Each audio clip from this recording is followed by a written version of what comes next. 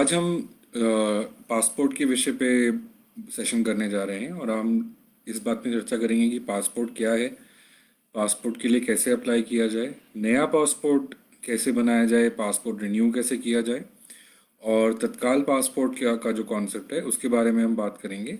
और अंत में जो ओसीआई कार्ड धारक लोग होते हैं जिनके पास ओसीआई कार्ड होता है उनके बारे में, उनके जानने के लिए कुछ नए रूल्स हैं उसके बारे में हम चर्चा करेंगे।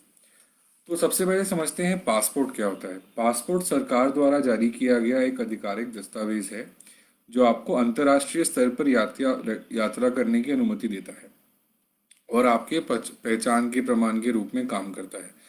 तो दो दो दो चीज़ों के लिए पासपोर्ट होता है। एक तो ये आपको अंतर्राष्ट्रीय स्तर पर यात्रा करने देता है और दूसरा एक पहचान प्रमाण के रूप में काम आता है। विदेश मंत्रालय केंद्रीय पासपोर्ट संगठन यानी कि सेंट्रल पासपोर्ट ऑर्गेनाइजेशन के माध्यम से पासपोर्ट जारी किया जाता है और आप भारत में पासपोर्ट कार्यालय, पासपोर्ट सेवा केंद्र या डाकघर पासपोर्ट सेवा केंद्र जाकर पासपोर्ट के लिए आवेदन कर सकते हैं। कृपया ध्यान दें कि एक पासपोर्ट 10 वर्ष की अवधि के लिए ही मान्य होगा, यानी कि हर 10 साल पे आपको, अगर आपका पासपोर्ट बना हुआ है तो 10 साल के बाद आपको पासपोर्ट रिन्यू करवाना होगा। और भारत बांग्लादेश पासपोर्ट सिर्फ 3 साल के लिए वैध होंगे, जबकि भारत श्रीलंका पासपोर्ट 4 साल के लिए वैध होंगे। अब पासपोर्ट के संबंध में ली जाने वाली सावधानियां। पासपोर्ट को देश से बाहर डाक द्वारा नहीं भेजा जाना चाहिए। आपको किसी ऐसे व्यक्ति को पासपोर्ट नहीं देना चाहिए जो पासपोर्ट का के उपयोग करने के लिए अधिकारित नहीं है। इसकी सुरक्षा के लिए आप व्यक्तिगत रूप से जिम्मेदार होते हैं, इसलिए यदि ये खो गया तो आपको इसकी सूचना तुरंत निकटम पासपोर्ट प्राधिकरण को, और यदि आप विदेश में हैं तो निकटम भारतीय मिशन यानी कि जो भारतीय एम्बेसी है और स्थानीय पुलिस को देना चाहिए। संबंधित अधिकारी की अनुमति व उसके ऑथराइजेशन के बिना आपको अपने पासपोर्ट में किसी भी तरह का फेरबदल नहीं करना चाहिए। यदि आपके बच्चों के विवरण आपके पासपोर्ट में शामिल हैं तो आपको अकेले यात्रा नहीं करनी चाहिए। उस बच्चे को जिसका ब्यूरो उसके अभिभावक के पासपोर्ट में शामिल है, 15 साल के होने पर उसे एक अलग पासपोर्ट के लिए आवेदन करना चाहिए। यदि आप इन प्रावधानों का उल्लंघन करते हैं तो आपके पहले अपराध पर 3 महीने से 2 साल तक की जेल की सज़ा हो सकती है और या 500 से 5,000 रुपये तक का जुर्माना हो सकता है। और बाद के हर इस तरह के अपराध पर दोगुना दंड होता है। उदाहरण के लिए, यदि आपने अपना पासपोर्ट किसी और को उपयोग करने देते हैं तो पहली बार आपको 2 साल या फिर 5,000 रुपये जुर्माना लगाया जाएगा, और यदि आप वही अपराध फिर से करते हैं तो आपको 4 साल की जेल होगी और 10,000 रुपये का जुर्माना लगाया जाएगा।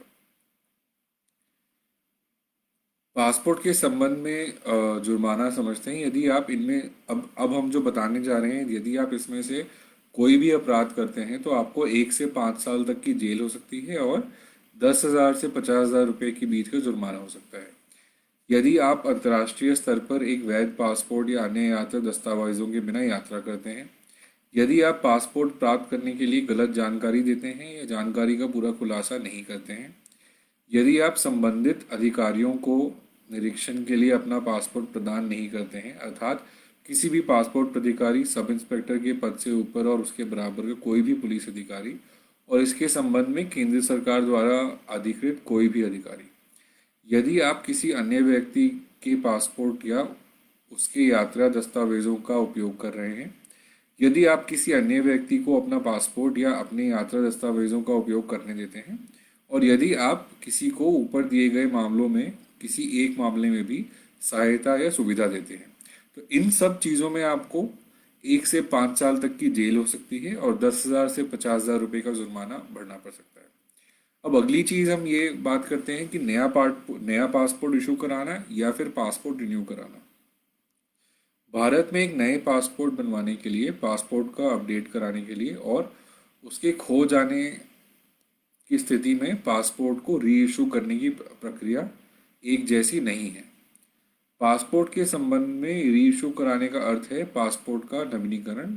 ऐसा ऑनलाइन से या व्यक्तिगत रूप से किया जा सकता है। दोनों प्रक्रियाओं के बारे में हम आपको बताएंगे। कृपया ध्यान दें कि आप अपने पासपोर्ट के अपॉइंटमेंट को किसी दिए गए वर्ष में केवल 2 बार रीशेड्यूल या रद्द कर सकते हैं, और जब ये खत्म हो गया तो आपको इस प्रक्रिया को 1 वर्ष के बाद ही फिर से करना होगा।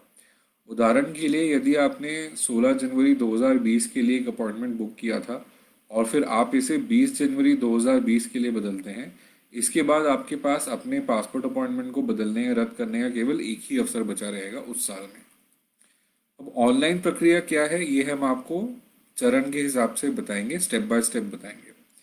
सबसे पहला, ऑनलाइन फॉर्म जमा करने के लिए आपको पासपोर्ट सेवा पोर्टल, जो ऑनलाइन आप अगर टाइप करेंगे, पासपोर्ट सेवा पोर्टल पर पंजीकरण करना होगा और फिर पासपोर्ट सेवा पोर्टल पर लॉगिन करना होगा, जहां आप नए पासपोर्ट या पासपोर्ट रीइशू करने के लिए ई फॉर्म डाउनलोड कर सकते हैं। ई फॉर्म जमा करने के लिए आपको पासपोर्ट सेवा पोर्टल पर पंजीकरण करना होगा और फिर पासपोर्ट सेवा पोर्टल पर लॉगिन करना होगा, जहां आपको अप्लाई फॉर फ्रेश पासपोर्ट या री इशू फ्रेश ऑफ पासपोर्ट पर क्लिक करना होगा। चरण 2, ऑनलाइन फॉर्म जमा करने के लिए आपको फॉर्म डाउनलोड करना होगा और फिर इसे भरना होगा और फिर वैलिडेट और सेव आइकॉन पर क्लिक करना होगा। ऐसा करने से एक XML फाइल बनेगी, जैसे कि जब आप टैक्स रिटर्न भरते हैं तो XML फाइल बनती है, उसी तरीके से XML फाइल बनेगी, जिसे आपको अपलोड ई फॉर्म के माध्यम से अपलोड करना होगा। ई फॉर्म जमा करने के लिए आपको फॉर्म को भरना और फिर उसे जमा करना होगा। चरण 3, आपको पे एंड शेड्यूल अपॉइंटमेंट पर क्लिक करना होगा, जिसकी सहायता से आपको पासपोर्ट सेवा केंद्र की अपनी पसंद की शाखा में आपके अपॉइंटमेंट की तारीख निश्चित करने का अवसर मिलेगा। चरण 4, आपको ऑनलाइन भुगतान करना होगा। देय शुल्क इस बात पर निर्भर करता है कि आप किस तरह के पासपोर्ट के लिए आवेदन कर रहे हैं। उदाहरण के लिए, क्या ये एक नया पासपोर्ट है या फिर पासपोर्ट रीइशू है, उसके हिसाब से फीस डिसाइड होती है। चरण 5, आप एप्लीकेशन रेफरेंस नंबर का या अपॉइंटमेंट नंबर वाली आवेदन रसीद का प्रिंट आउट ले लें और मूल दस्तावेजों के साथ पासपोर्ट सेवा केंद्र पर जाएं, जहां आपने अपना अपॉइंटमेंट बुक किया है। अब भारत में सभी पासपोर्ट सेवा केंद्रों का पता लगाने के लिए हमारी वेबसाइट पे दी गई सूची को देख सकते हैं। न्याय.org पे सूची दी हुई है इस चीज़ की, उस पर आप देख सकते हैं। चरण 6, आपको पासपोर्ट सेवा केंद्र में अपने दस्तावेजों को वेरीफाई करा लेना होगा। अपेक्षित दस्तावेजों के प्रकार इस आधार पर भिन्न होते हैं कि क्या आवेदक की क्या स्थिति है, नाबालिग हैं कि वरिष्ठ नागरिक हैं, और आप किस श्रेणी में आते हैं। इस हिसाब से आपको कौन सा डॉक्यूमेंट ले जाना होगा वो उस पर डिपेंड करता है। आमतौर पर आपको जन्म प्रमाण, आवास प्रमाण और गैर ECR श्रेणी के लिए प्रमाण, यदि आप पर लागू होता हो, उपलब्ध कराना होगा। दस्तावेजों की एक समेकित सूची जिसकी आपको आवश्यकता होगी, उसके लिए आप हमारी वेबसाइट पे देख सकते हैं। चरण 7, आपको अपनी उंगलियों का छाप देने होंगे और अपनी फ़ोटो खिंचवानी होगी। चरण 8, आपको पुलिस द्वारा वेरिफिकेशन करवाना होगा, जहां आपके स्थानीय पुलिस स्टेशन से पुलिस आएगी और आपके पते का सत्यापन करेगी कि आपने जो जानकारी दी है, जो एड्रेस डिटेल्स दिए हैं, वो सही है कि नहीं। आप अपने आवेदन की स्थिति को अपने ऑनलाइन अकाउंट के माध्यम से, जो आपने पोर्टल पर बनाया है जब आपने पंजीकरण किया है, उसके ट्रैक पर देख सकते हैं। आपका पासपोर्ट, आखिरी चरण ये रहेगा कि आपका पासपोर्ट आपके पास भेज दिया जाता है। आपको अपना पासपोर्ट प्राप्त करने में जो समय लगता है वह कई कई चीज़ों पर निर्भर है, तो एक फिक्स्ड टाइम अमाउंट मैं आपको नहीं बता सकता। पुलिस वेरिफिकेशन कब होती है, जो डॉक्यूमेंट्स हैं उनको वेरीफाई करने में कितना समय लगेगा, उसके हिसाब से ही आपका पासपोर्ट रीइशू होता है। दूसरा है ऑफलाइन, यानी कि अगर आप ऑनलाइन एप्लीकेशन नहीं कर रहे हैं तो फिर ऑफलाइन कैसे एप्लीकेशन कर सकते हैं, ये समझते हैं। इसमें आप पासपोर्ट सेवा पोर्टल से नए पासपोर्ट के रीइशू के लिए आवेदन पत्र को एक A4 साइज के कागज़ पर डाउनलोड कर लें, या फिर स्थानीय जिला पासपोर्ट सेल यानी कि डिस्ट्रिक्ट पासपोर्ट सेल से मामूली शुल्क के भुगतान कर ये फॉर्म खरीद लें।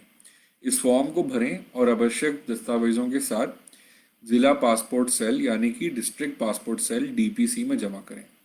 इसके बाद आपको जिला पासपोर्ट सेल के अधिकारियों द्वारा अपना आवेदन और दस्तावेजों का सत्यापन करवाना होगा। विस्तृत विवरण के लिए हमारी वेबसाइट पे इसकी जानकारी देखें। आपको एक डिमांड ड्राफ्ट से निर्धारित शुल्क का भुगतान करना होगा। कृपया सुनिश्चित करें कि आप डिमांड ड्राफ्ट के पीछे अपना नाम, जन्म तिथि और आवेदन जमा करने की तारीख लिखें। फिर आपको अपनी उंगलियों के छाप देने होंगे और अपनी पासपोर्ट साइज फोटोग्राफ खिंचवा के जमा करनी होगी। इसके बाद आपको एक्नॉलेजमेंट लेटर प्राप्त करना होगा। ये बहुत ज़रूरी चीज़ है कि जब आप एप्लीकेशन दें तो एक्नॉलेजमेंट लेटर ज़रूर ले लें, जिस पर एक फाइल नंबर होगा। इसकी सहायता से आप अपने आवेदन की स्थिति को ट्रैक कर पाएंगे। इसके बाद आपको पुलिस सत्यापन करवाना होगा, यानी कि वेरिफिकेशन करवाना होगा, जहां आपके स्थानीय पुलिस स्टेशन से पुलिस आएगी और आपके पते का वेरिफिकेशन करेगी। फिर आपका पासपोर्ट आपको भेज दिया जाएगा। और जैसे कि हमने बताया, इसमें कितना समय लगेगा ये सब डिपेंड करता है पुलिस वेरिफिकेशन पे और डॉक्यूमेंट वेरिफिकेशन पे। अब एक तीसरा कॉन्सेप्ट होता है तत्काल पासपोर्ट, कि अगर आपको बहुत जल्द ही पासपोर्ट की ज़रूरत है, अगर आपको कोई बहुत ज़रूरी काम है, तो आप तत्काल पासपोर्ट के लिए भी अप्लाई कर सकते हैं। तत्काल पासपोर्ट उन नागरिकों के लिए है, ऐसी सुविधा उपलब्ध है जिन्हें पासपोर्ट की तत्काल आवश्यकता हो। इस सुविधा में पुलिस वेरिफिकेशन ज़रूरी ना होने की सूरत में आवेदन जमा करने की तारीख को छोड़कर पासपोर्ट को 1 कार्य दिवस के भीतर, और अगर पुलिस वेरिफिकेशन ज़रूरी है तो पासपोर्ट को 3 कार्य दिवस के भीतर भेज दिया जाता है। तत्काल पासपोर्ट का आवेदन करने के लिए नया पासपोर्ट प्राप्त करने की प्रक्रिया को पालन करें और आवेदन पत्र भरते समय तत्काल में पर टिक करें। एप्लीकेशन में ऑप्शन होगा तत्काल में, उस पर टिक करें, लेकिन आपको कारण देने होंगे कि आपको तत्काल पासपोर्ट क्यों चाहिए। अब इसके अलावा जो OCI कार्ड धारक, OCI कौन होते हैं, इसके लिए आप हमारा इसके पहले वाला हमने एक फेसबुक सेशन किया है नागरिकता के बारे में, उसमें हमने समझाया है कि OCI कौन होते हैं। तो OCI कार्ड धारक जो होते हैं उनके पासपोर्ट के बारे में हम बात करते हैं। भारत सरकार, पहले क्या होता था कि यू वीज़ा करके एक चीज़ होती थी, जो OCI कार्ड धारक होते थे उनके पासपोर्ट पे यू वीज़ा स्टिकर लगता था, लेकिन भारत सरकार ने तत्काल प्रभाव में OCI कार्ड धारकों के विदेशी पासपोर्ट पर यू वीज़ा स्टिकर को हटाने का निर्णय लिया है।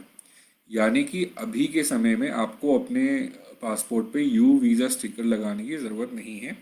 OCI कार्ड धारकों को अब उनके वैध फॉरेन पासपोर्ट और OCI रजिस्टर्ड प्रमाण पत्र के आधार पर उनका आना जाना मंजूर किया जाएगा। यानी कि अब अगर आप OCI कार्ड धारक हैं तो आपको बस 2 चीज़ें चाहिए, एक तो आपका जो पासपोर्ट जिस देश के का पासपोर्ट है वो, और एक OCI कार्ड पंजीकरण प्रमाण पत्र। यदि कोई OCI कार्ड धारक OCI कार्ड प्राप्त करने के बाद एक अलग देश की राष्ट्रीयता प्राप्त करते हैं तो पाकिस्तान या बांग्लादेश को छोड़कर उस हाल ही में प्राप्त राष्ट्रीयता के आप नए पासपोर्ट के साथ और OCI कार्ड के साथ आप भारत में प्रवेश कर सकते हैं। लेकिन अगर आपने पाकिस्तान और बांग्लादेश में से किसी देश का पासपोर्ट प्राप्त किया है तो ये चीज़ आप पे अप्लाई नहीं होगी। इसके अलावा डिप्लोमेटिक पासपोर्ट जो होता है उसमें इस चीज़ की आवश्यकता नहीं है, क्योंकि उसका प्रोसेस अलग होता है। दोस्तों, आज के लिए इतना ही, और अगले हफ्ते हम फिर इसी समय आप 4 बजे लाइव सेशन करेंगे और इसी तरह की किसी कानूनी मुद्दे पे आपको जानकारी देने की कोशिश करेंगे। और हिंदी में कानून समझने के लिए और इस तरह की जानकारी के लिए आप हमारे YouTube चैनल न्याया इंडिया पे भी जा सकते हैं, और जो हमारी वेबसाइट है nyaya.org NYAAYA.org, उस पर भी हमें फॉलो कर सकते हैं। शुक्रिया।